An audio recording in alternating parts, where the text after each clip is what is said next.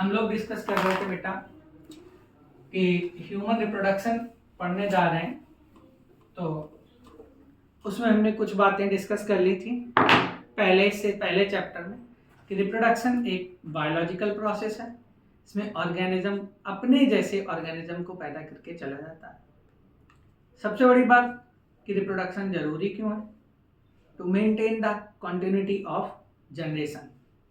और हमने जाना था रिप्रोडक्शन दो टाइप से हो सकता है, एक एसेक्सुअल रिप्रोडक्शन और सेक्सुअल रिप्रोडक्शन। एसेक्सुअल रिप्रोडक्शन में यूनिपेरेंटल फिनोमेना था और सेक्सुअल रिप्रोडक्शन बाई पेरेंटल।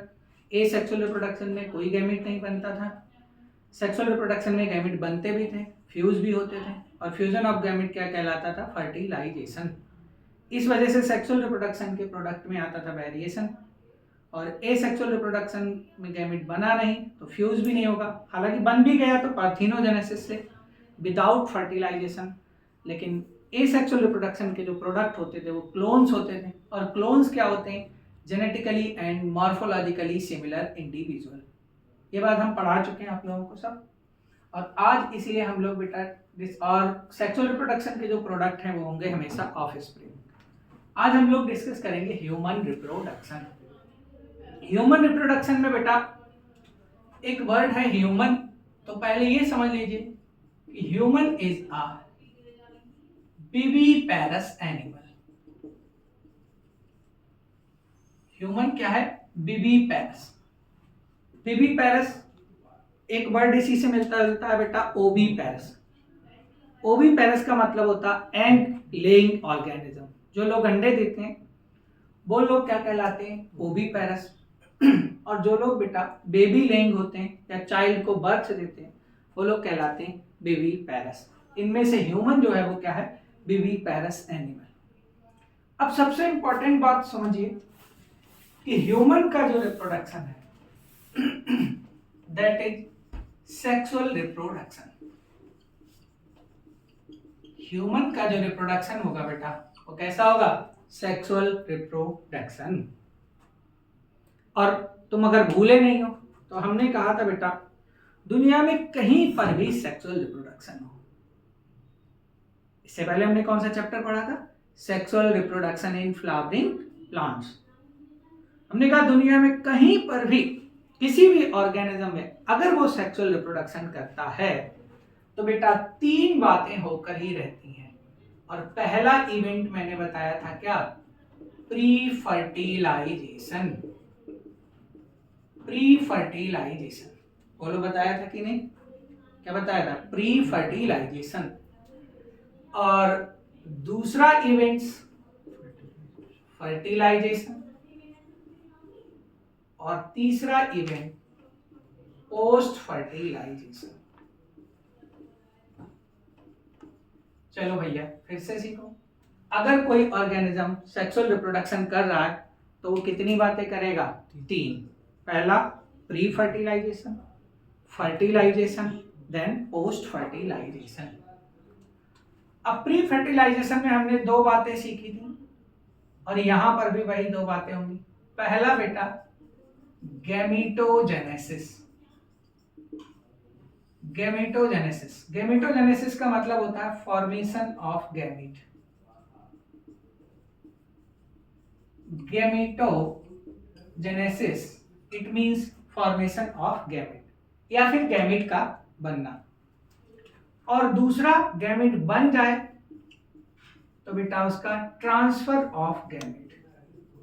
मैं तीन बातें बता रहा हूं, फिर सीख लो। अगर कोई सेक्सुअल रिप्रोडक्शन कर रहा है तो उसे करना पड़ेगा pre fertilisation, then fertilisation, then post fertilisation. और प्री फर्टिलाइजेशन के कितने इवेंट? दो। एक गैमेटोजेनेसिस, फॉर्मेशन ऑफ गैमेट, और दूसरा ट्रांसफर ऑफ गैमेट।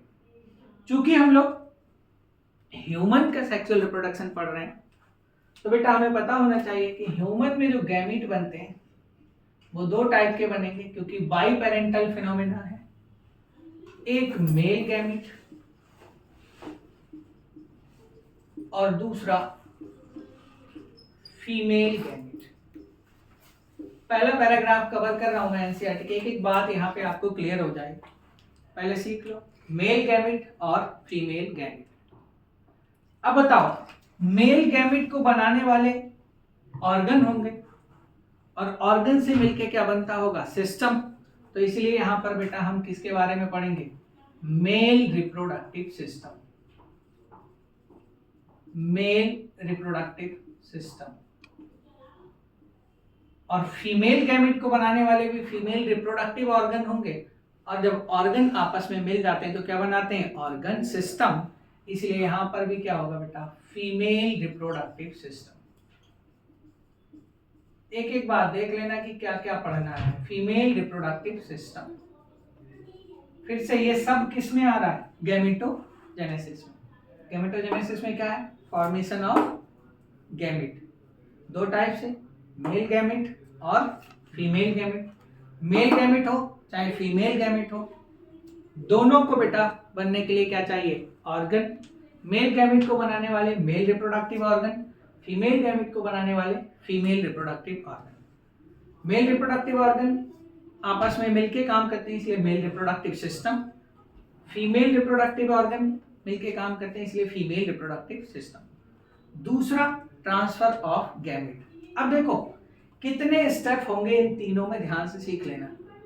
अभी मैं खाली नकली वाला एक डायग्राम बना रहा हूं, ये मान लो ये रहा एक डायग्राम ऐसे ही। अभी ये बेटा केवल रे डायग्राम है। ये मान लो यूट्रस, ऐसे ही जल्दी से नकली वाला यूट्रस, ये उसकी अपनी बॉल है, ये सर्विक्स। होगा क्या, पहला स्टेप है pre fertilisation, that is gametogenesis. और गैमेटोजेनेसिस में मेल गैमेट बनेगा और मेल गैमेट का नाम होगा बेटा स्पर्म, इसीलिए इसका नाम हो जाएगा स्पर्मेटोजेनेसिस।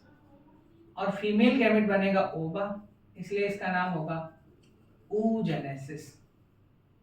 और स्पर्म का बनना स्पर्मेटोजेनेसिस। अब ध्यान से सीखो, क्योंकि हम सेक्सुअल रिप्रोडक्शन पढ़ रहे हैं तो वहां गैमेट बनेगा। अब गैमेट बन जाना कोई बड़ी बात नहीं है, वो तो बनेगा बनेगा, लेकिन गैमेट का ट्रांसफर होना बड़ी बात। तो बेटा गैमेट का ट्रांसफर यूट्रस या सर्विक्स तक कराना, that is called insemination. Insemination, gamete का ट्रांसफर। अभी स्पर्म हम फीमेल के रिप्रोडक्टिव ट्रैक तक भेज रहे हैं और इसको क्या कहलाएंगे, इंसेमिनेशन। और यहां कहीं आगे चल के बताएंगे, अभी खाली ऐसे ही हमने कहा नकली वाला डायग्राम है। तो ये ओवरी होंगे और बेटा ओवरी से निकलेगा ओवा, यहां आ गया ओवा और इधर से ये स्पर्म, और यहां दोनों आके फ्यूज कर जाएंगे और फ्यूजन ऑफ गैमेट कहलाता है फर्टिलाइजेशन। देखो अभी मैं केवल तुम्हें ये बता रहा हूं कि हम इस चैप्टर में क्या क्या पढ़ेंगे। पहला प्री फर्टिलाइजेशन, गैमेटोजेनेसिस, गैमेट बन गया, स्पर्म बन गया, ओवा बन गया। अब गैमेट बन के हमने इसको ट्रांसफर करा दिया, इंसेमिनेशन। ये दोनों स्टेप कौन कौन से, स्पर्मेटोजेनेसिस, oogenesis और ट्रांसफर ऑफ गैमेट, ये तीनों के तीनों किसके अंडर आ रहे हैं, प्री फर्टिलाइजेशन। और प्री फर्टिलाइजेशन के बाद हमारा कौन सा इवेंट है, दैट इज फर्टिलाइजेशन। अब फर्टिलाइजेशन में दोनों गैमेट क्या कर जाएंगे बेटा, फ्यूज कर जाएंगे और फर्टिलाइजेशन का एक प्रोडक्ट बनेगा यहां पर, दैट इज जाइगोट। जाइगोट। अब जब ये बेटा जाइगोट बन जाएगा तो इस जाइगोट को हमें क्या कराना पड़ेगा, जाइगोट आगे चल के इसमें होंगे क्लीवेज, और क्लीवेज के बाद यहां बनेगी ब्लास्टोसिस्ट। अब कैसे बनेगी वो हम सब आगे पढ़ेंगे, लेकिन अभी हम केवल देख रहे हैं कि क्या क्या होगा। अब इस ब्लास्टोसिस्ट को हम इस एंडोमेट्रियम में या फिर यूट्रस में करा देते हैं बेटा इम्प्लांटेशन। इम्प्लांटेशन क्या कराएंगे, इम्प्लांटेशन। देखो स्टेप गिनो, पहला प्री फर्टिलाइजेशन का, ये भी प्री फर्टिलाइजेशन, ये भी प्री फर्टिलाइजेशन, ये फर्टिलाइजेशन। अब क्लीवेज होने लगे, ये पोस्ट फर्टिलाइजेशन, इम्प्लांटेशन भी पोस्ट फर्टिलाइजेशन। और इम्प्लांटेशन के बाद को ही बेटा हम लोग कहते हैं जेस्टेशन। इम्प्लांटेशन जब हो जाएगा तो कहलाएगा जेस्टेशन, या फिर इसी को कहते हैं प्रेगनेंसी। क्या कहलाएगा? प्रेगनेंसी। जब इम्प्लांट हो गया है तो यही कहलाएगा इम्प्लांटेशन और जेस्टेशन और प्रेगनेंसी। और ये काम पूरे 9 महीने तक चलेगा, और 9 महीने तक बेटा इस जेस्टेशन और प्रेगनेंसी के दौरान यहाँ पर होगी एम्ब्रियोजेनेसिस। एम्ब्रियोजेनेसिस, या फिर इसी को हमारी एनसीईआरटी लिखती है एम्ब्रियोनिक डेवलपमेंट। और जब बेटा एम्ब्रियोनिक डेवलपमेंट कंप्लीट हो जाएगा, 9 महीने कंप्लीट हो जाएंगे, तो यहाँ कहीं पूरा फीटस कंप्लीट हो चुका होगा।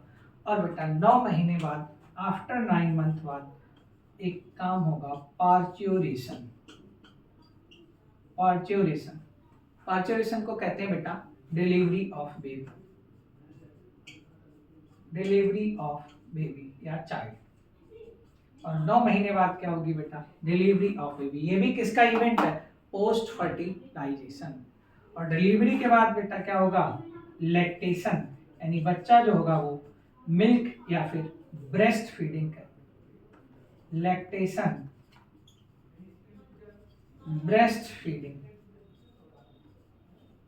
हालांकि बताएंगे कि पहला मिल्क कोलेस्ट्रॉम कहलाता है। अब एक बार बहुत जल्दी से रिकैप लेते हैं।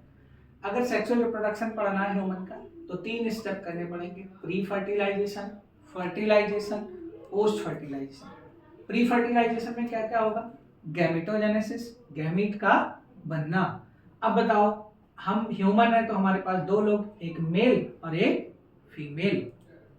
मेल क्या बनाएगी? Male gamete. फीमेल क्या बनाएगी? Female gamete. मेल गैमेट को बनाने वाले मेल रिप्रोडक्टिव ऑर्गन, इसीलिए mail reproductive system. Female gamete को बनाने वाले female reproductive system. Female male में क्या बनेगा? स्पर्म, स्पर्म का बनना स्पर्मेटोजेनेसिस। ओवा का बनना oogenesis। हालांकि अगर और स्टेप में जाए तो फीमेल में इस ओवा बनने के दौरान जो कंप्लीट प्रोसेस होगी उसी दौरान बेटा होगी मेंस्ट्रुअल साइकिल। मेंस्ट्रुअल साइकिल ये बताएंगे 28 डेज का पीरियड है। ये सब बातें हमें इस चैप्टर में पढ़नी है। मेंस्ट्रुअल साइकिल होता कैसे? गैमेट बन गया, गैमेट को ट्रांसफर करा दिया, इधर से फीमेल गैमेट बना, वो भी आ गया यहाँ ट्रांसफर होकर, दोनों गैमेट आपस में मिलेंगे, फर्टिलाइजेशन। देन क्या बनेगा? जाइगोट। जाइगोट में क्या होंगे? Cleavage, blastocyst. इस ब्लास्टोसिस्ट को हम क्या करेंगे? इम्प्लांट करा देंगे, दैट इज कॉल्ड इम्प्लांटेशन। और ब्लास्टोसिस्ट का इम्प्लांटेशन होने का मतलब है क्या हो चुका है? जेस्टेशन या फिर प्रेगनेंसी। और प्रेगनेंसी 9 महीने तक रहेगी। इस दौरान जितने भी डेवलपमेंट होंगे उनको बोलेंगे एम्ब्रियोनिक डेवलपमेंट या फिर एम्ब्रियोजेनेसिस। और जब 9 महीने बाद डेवलपमेंट कंप्लीट हो जाएगा तो बेटा होगी डिलीवरी, और डिलीवरी होना कहलाता है पार्च्यूरेशन। और पार्च्यूरेशन के बाद बच्चे को नरिश करने के लिए, न्यूट्रिशन के लिए क्या चाहिए? मिल्क। और मिल्क के लिए क्या प्रोसेस का नाम होगा? लैक्टेशन या फिर ब्रेस्ट फीडिंग। इतनी बातें हमारे चैप्टर में हमें पढ़नी। अगर आप यही बातें देखें ध्यान से तो हमारी एनसीईआरटी में इन्हीं सीक्वेंस को ध्यान से देखें। पहला क्या है? मेल रिप्रोडक्टिव सिस्टम, दूसरा female reproductive system, then gametogenesis, gametogenesis, फिर menstrual cycle, fertilisation, implantation, pregnancy, embryonic development, parturition और लैक्टेशन। तो ये पूरे चैप्टर में हमें ये सारी बातें पढ़नी। अब हम लोग डिटेल में पढ़ेंगे बेटा द मेल रिप्रोडक्टिव सिस्टम। क्या पढ़ेंगे? Mail reproductive system.